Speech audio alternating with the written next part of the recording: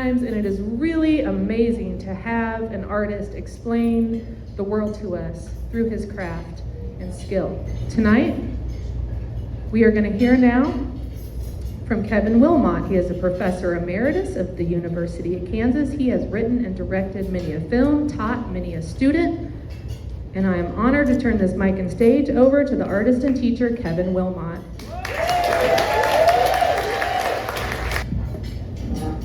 How's everybody? All right. All right. Well, not much to say these days, right? Not much to say these days. Well, before I get started, there's some folks here that, some friends of mine that I'd like to acknowledge. So some friends of mine that are here, and her father, the person that I'm talking to introduce you guys to, her father actually was the doctor that delivered me. And so you have to blame him. But she is an amazing artist. She sang the theme song to Laverne and Shirley, the TV show Laverne and Shirley. You know that hip theme song? And she's from my hometown, Junction City. And her husband, Frederick, is a great filmmaker as well. And they're up there. It's Jill, Jackson, and Frederick. Give her a great hand. They live here in Lawrence, Kansas now. So, again, not much to say these days.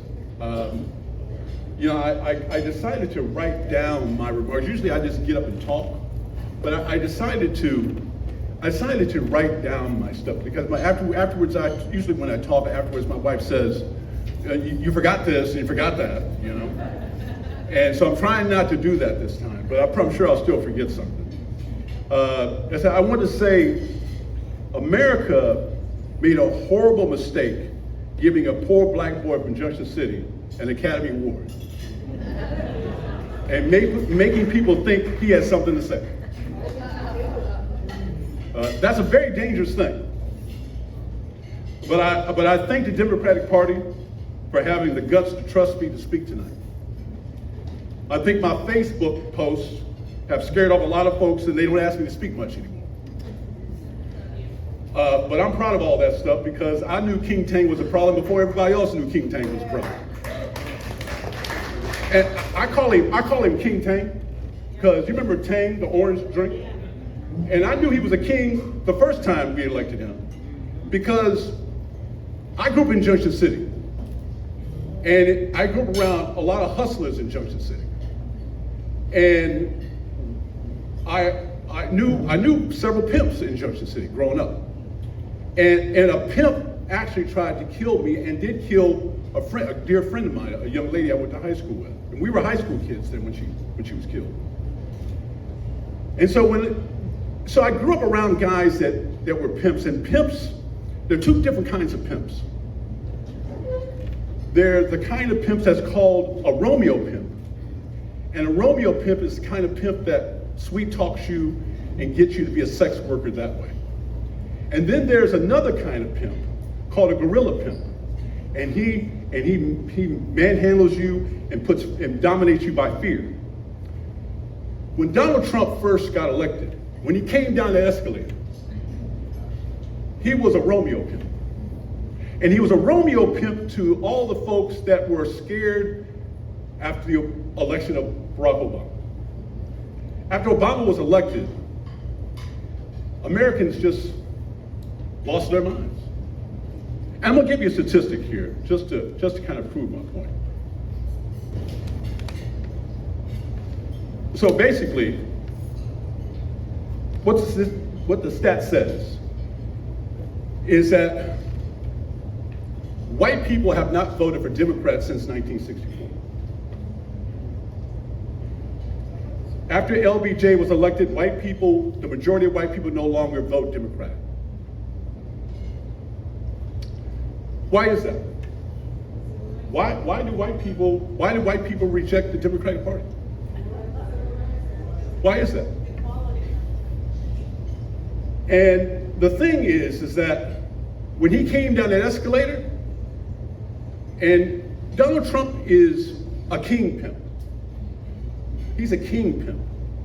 When he came down that escalator, he knew how he could pimp the Republican Party. He knew that they would feed into his selling hate. So what's the first thing he said? He said Mexicans were rapists and criminals. A whole race of people, Mexicans, just labels a whole race of people. Mexicans are rapists and criminals. And America went,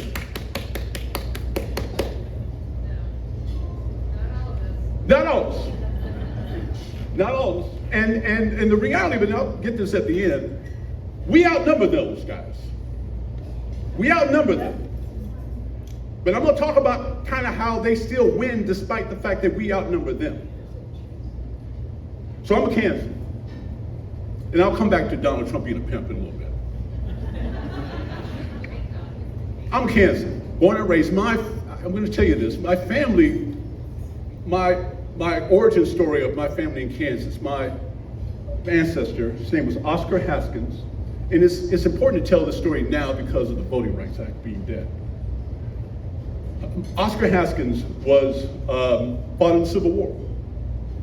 And he took a guy's place. In the Civil War, you could take a guy's place that didn't want to fight. And so he could sell you his spot. So a guy sold Oscar his spot, and he took his place and fought in the Civil War. And with that money after the Civil War, he bought some land in Mississippi and Georgia, kind of the area where he lived after the Civil War. And he started doing really well. And he became a minister. And he was probably talking the way I'm talking right now. And because he's talking the way I'm talking right now, the Klan came after him. And they came after him, and they threatened his life, and he had to get out of the South, and he came to Junction City. And that's how my family came to Junction City, because the Klan ran him out of the South during Reconstruction.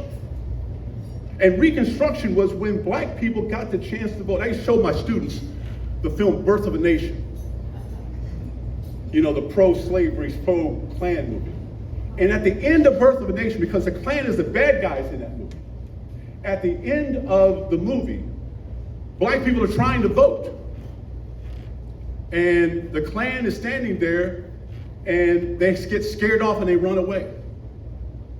And that's the end, that's the heroic end of the movie for the Klan.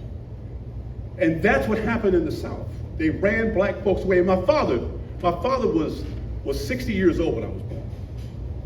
My father was born in 1898. Not my grandfather, my father. He was 60 when I was born. Brother, get down a little bit. He was 60 when I was born. And he stated to me, there was a saying, it's an old saying from back in the day. He said, "You're sweating like a nigga on election day." Sweating like a nigga on election day. And there was two ways you're going to be sweating. You're going to be sweating because you're going to try to vote, and you're going to be sweating because you don't have the courage to vote. And that's the dilemma black folks had at that time to vote. You could vote and maybe get killed, and you could maybe not vote and get oppressed. That was the choice you had. That is the choice we have now, folks. You now live in a failed state. You now live in a fascist country. It is just like alcoholism. It is important for us to admit it. Admit it. It is a first step toward recovery.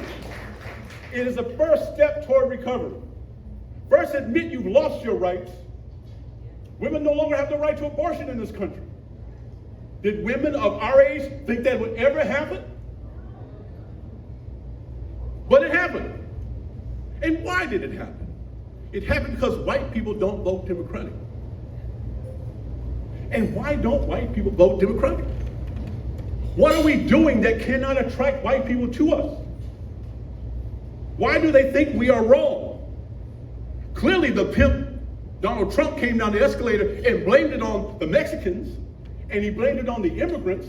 But we got a whole statue in New York City called the Statue of Liberty that says, "Bring us your tired, your huddled masses yearning to be free." Now we should erase that. The Democratic Party should say, we're going to change that we're not going to take down the statue, but we're going to change the wording on it. Let's change the wording to, bring us your white, you're rich, you're accomplished, so they can get over. That's the country we're living in now. You know, why am I a Democrat? I'm a Democrat because of JFK. I'm a Democrat because of FDR. I'm a Democrat because of Jimmy Carter. I'm a Democrat because of the Civil Rights Act. I'm a Democrat because of Lyndon Baines Johnson and Dr. King and their relationship. Yes, give it up to those folks.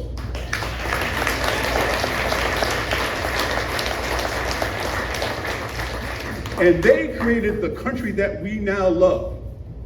That country that we love, they created. But you know, they know something about us as Democrats, and they take advantage of this about us. This is one of the reasons why white folks don't vote for us. They know we're only willing to go so far. And what do I mean by that? We're only willing to go so far as when things get a little uncomfortable, we tend to back away. We tend to back away a little bit. I'll give you some examples. When Gaza happened, horrible massacres going in Gaza, we should have called it out. It's genocide. Why didn't we call it out? We didn't call it out because we didn't feel like we could explain it correctly. And the thing is, when you don't explain things to the American public, they end up falling for the pimp. Because Americans are not very smart.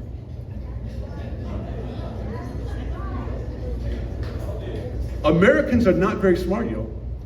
That's one of the reasons they don't vote Democratic. They're not very smart. And we need to admit that too. Because when you admit that Americans are not very smart, things start to make a lot more sense. How do we get here? How do we end up in this horrible predicament of a country? We have families in concentration camps in our country right now. How did that happen to the United States of America? How did that happen? It happened because Americans are not very smart. And they fall for a Romeo pimp. And then when they get caught and they get put out on the corner, then the gorilla pimp comes in. He's the pimp of fear and domination. And that's why Republicans will not stand up against this madness that is taking over the country. They're afraid. They're afraid of the gorilla pimp. And if we don't call it what it is, we're not going to get free of this. They have to be called out. They're not your colleagues. Do you ever hear Republicans say, my Democratic colleagues? When they say my Democratic colleagues, they're rolling their eyes and laughing at y'all. They don't think of you as their colleagues. They don't think of us as the people they represent. They don't think, they believe in a different America than we believe in. They believe in the CSA, folks. They're white supremacists. The Republican Party is a white supremacist party.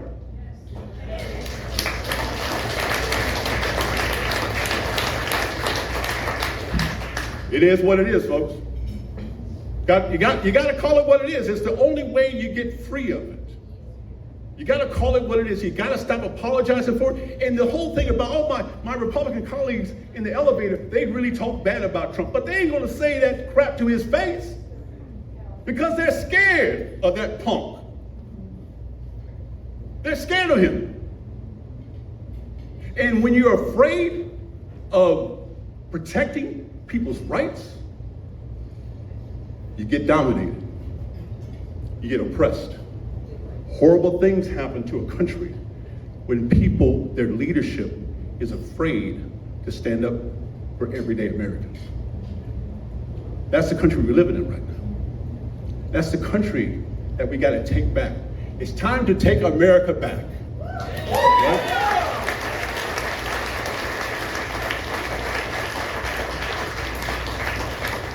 Yes, indeed, brother. It's time to take it back. And we can take it back. Let me tell you how we can take it back. We're stronger. You're damn right we're stronger, brother. We're stronger because right's on our side. We need to explain things in moral terms. Moral authority is on our side, not on their side. We need to talk much more about morality. And we need to do that thing I was saying where Democrats tend to back off. Give me an example of the Democrats backing off. Gaza was one. Another one is trans folks. They get real quiet about trans folks. And they get real quiet when you use the word socialism. And all you gotta do, folks, when someone says you're a socialist, all you gotta do is say, yeah, I believe in Social Security. That's all you gotta say. That's all you gotta say. Yeah, I believe in Social Security. Yeah. Social Security is socialism, folks. And if we start explaining that to people, they will start understanding, because they believe Fox News. They watch, because they're not very smart, they watch Fox News.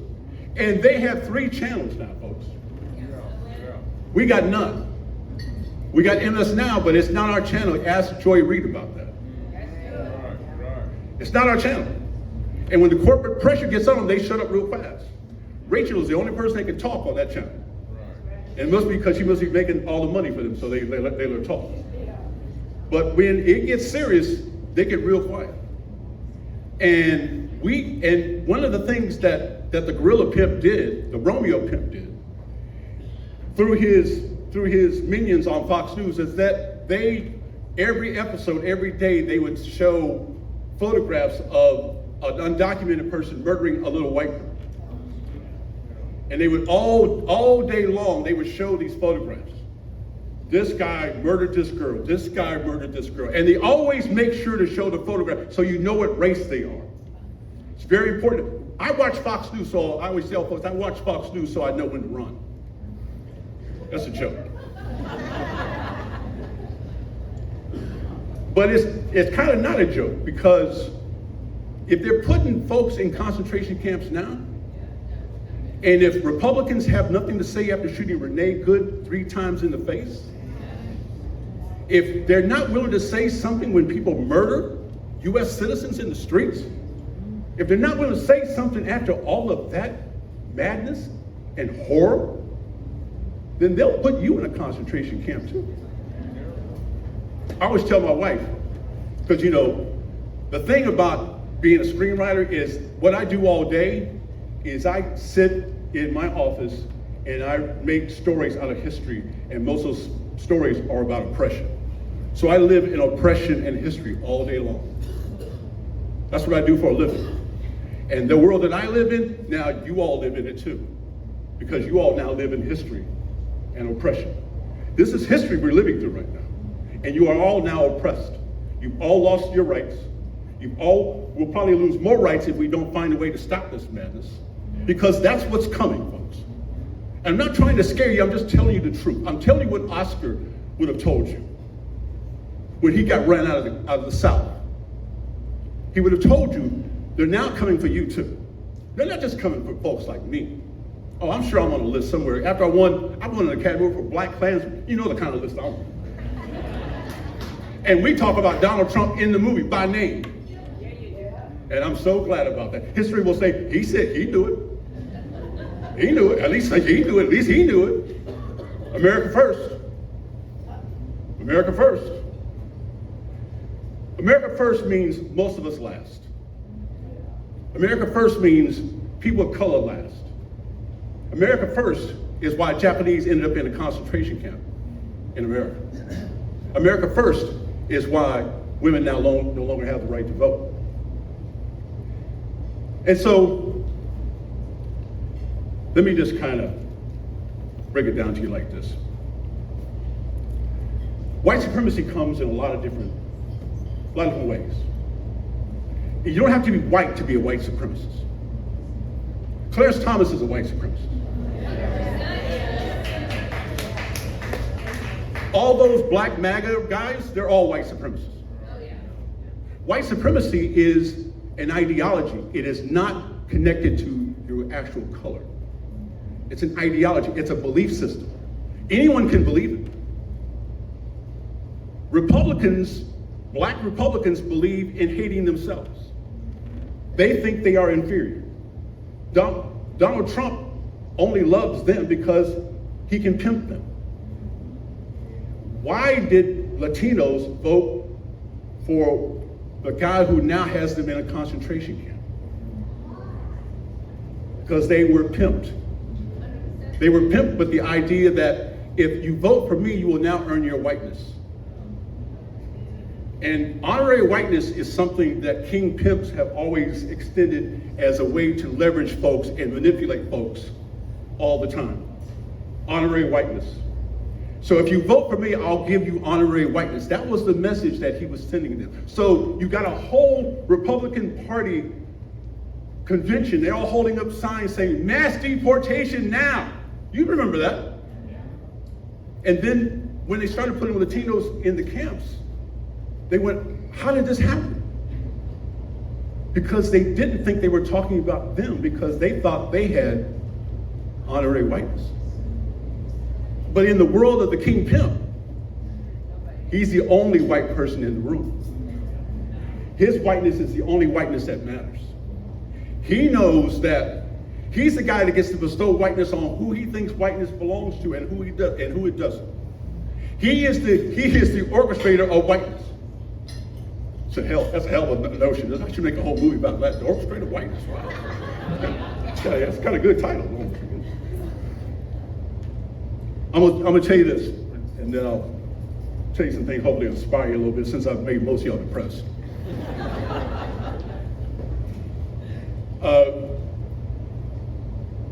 There's a good chance Donald Trump's not gonna leave office.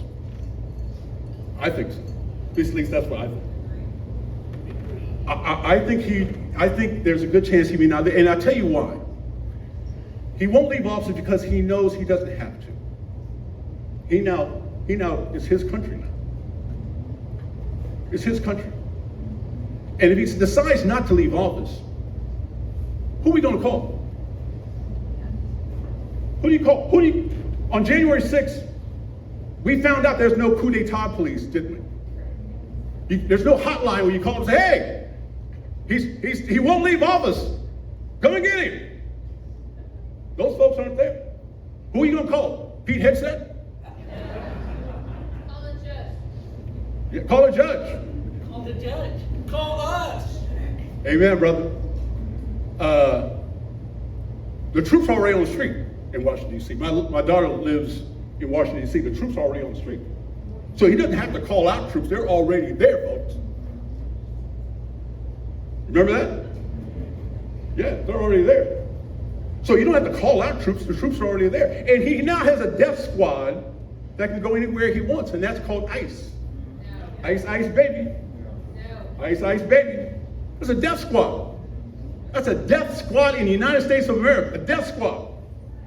And why do I call it a death squad? Because there's a good chance those people that murdered Renee Good and that gentleman that was the nurse, there's a good chance no one will ever go to prison for that. Murdered them, shot them, in front of all of us. And then we talk about, well, don't we need like body cams? It's like, we got all the footage, we don't need any body cams. We always know who they killed, we always have footage. No, body cams is not the answer. Justice is the answer.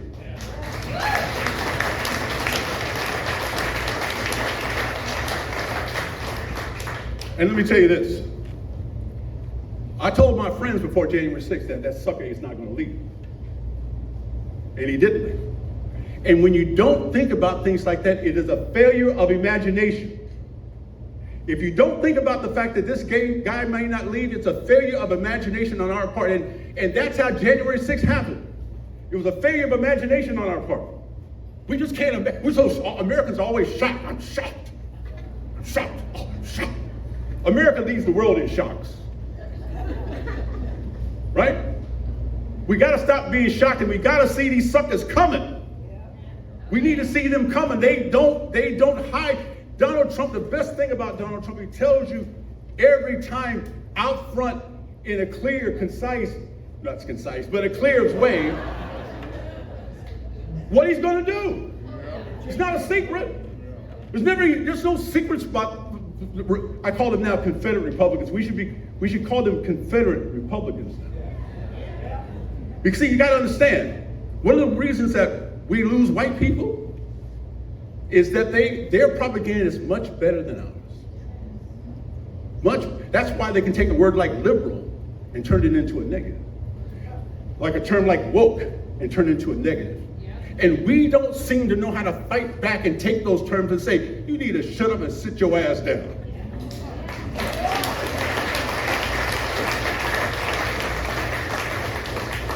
I'll give you a clear example. The big beautiful bill. Democrats should have called it one thing. The Kill Bill. Kill Bill. The movie Kill Bill? Everybody knows that movie. Kill Bill. And when they say, why you call it the Kill Bill? I say, because it's going to kill you. It's going to kill you because it's going to take away your health care. It's going to take away the rural hospital that you depend on. It's going to close that sucker down. Now you got nowhere to go when you get sick, huh?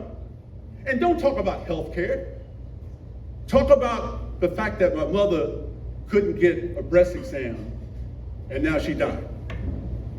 Talk about the fact that my kid got really seriously ill and I lost all my savings and now I'm in bankruptcy. Don't talk about healthcare. Healthcare, that term doesn't mean anything to Americans anymore. You have to talk about things in emotional terms. That is the only thing that we will understand at this point in this country right now. We've got to talk about things in emotional terms. When you start talking about emotional terms, because guess what? We didn't have the courage to endorse Mondami in New York City. But guess who did bring him into the White House? The King Pimp. And the King Pimp had him stand right next to him. And why does the King Pimp do that? Because the King Pimp is not worried about what people say about him. Because people say, he doesn't care about the polls. Pimps don't care about polls. He's got you now. He's got you. He owns you. He owns us. And when he owns us, he doesn't care about what other people think. That's the reality of it, folks. That's what we're living in right now. So I'm gonna leave you with this.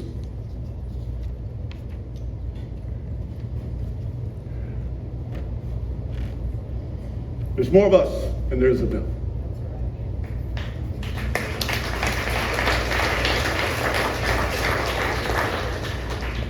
Now we got to do something with that.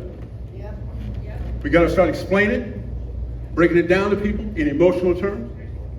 You got to start talking about things that people actually care about. You got to get real with folks, and you got to be willing to take chances and risk and not play the political game. Fight fire with fire. Fight fire with fire. And we're not talking about violence because Dr. King told us that never gets you anywhere. We don't need anything violent to win. Truth is on our side. But when people aren't very smart, you got to know how to explain it to them. And people can understand things in emotional terms that they may not understand in intellectual terms. The word authoritarian, most people don't even know what that means. Well, they might understand the word dictator. So to say dictator, don't just say authoritarian, because people know what that is. Most people didn't go to college, and the people that did go to college never took a political science class. So they don't know what that stuff means. And we as a party have to stop acting like they do, because they look at us like, what's he talking about? Then Donald Trump, who speaks like a sixth grader, comes in and he takes them off and wins. And the biggest thing that will always kind of be the mark that we maybe never get over in this country is after the coup d'etat on January 6th, that guy won. That guy won. My God, how can that happen? So we got to get real, folks. We got to get real. And one of the ways we can get real is right here in Lawrence, Kansas. One of the things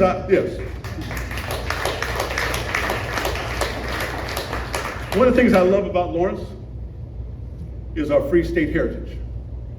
Civil War starts right here. Right here. Mass Street is named Massachusetts Street because of the Lawrence family, who was from Massachusetts, and they were abolitionists. And so this was a hub of abolitionism. That's why Quantrell and those guys burned it down 3 times. This town is the representation of freedom. And if there was ever a time where freedom means something in this country, it is right now, folks.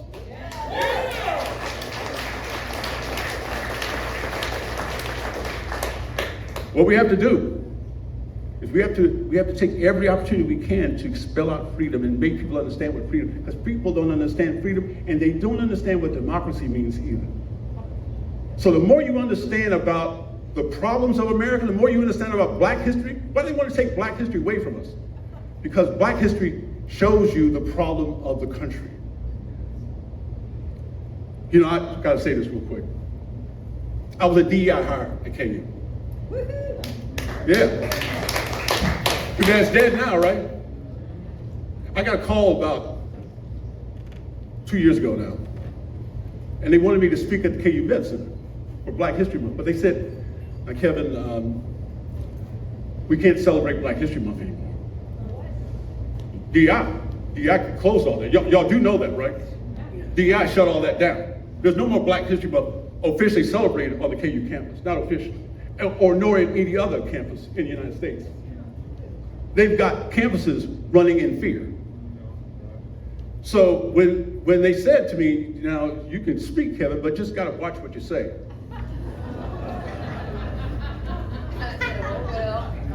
I said, I guess you've never seen any of my movies, have you? And that's the dilemma we got, folks. The more you understand about the problems of American life, the more you understand about the problems of history, the more you understand democracy. Because you don't understand democracy until democracy is taken away from you. Right. I write about democracy, and I write about freedom, and I write about oppression because I've experienced it, and my family's experienced it. So it's real to me. But it's not real for a lot of folks. And those folks, some of those folks don't believe it exists. I mean, Donald Trump has basically said, there's no longer racism in the United States. That's the official thing. That's why they took away the Voting Rights Act. That was the whole deal. And so we have to take every opportunity we can to explain to Americans what country this really is and what we stand for and what we believe in. And as the Free State Heritage, we have a golden opportunity to do that. The town, our county, is named after Stephen A. Douglas. Stephen A. Douglas was the bad guy in the Lincoln Douglas debate, right? Stephen A. Douglas was a white supremacist. Stephen A. Douglas was basically for slavery. And yes, baby, there's another guy whose name is Douglas, who was a friend of John Brown. And we have the opportunity right now, right here, in this city, in this county, to take our freedom back and reclaim our heritage and define Lawrence for what it truly, truly, truly is. And that is Douglas County, named after Frederick Douglass. We need to add the S to Douglas County.